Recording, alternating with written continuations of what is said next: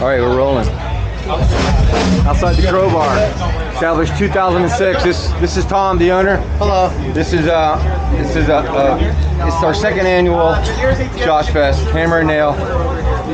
Tom is a big supporter. He knew Josh. He knows all my sons. He's a staple in Ybor, and he's running for city council. Well, I will be running again for the citywide seat next year. Next year. But today I'm still the GM and owner of Crowbar. I'm glad you are. Miss you, Josh. I love you, brother. I mean, I love you, your family. We've known each other for years.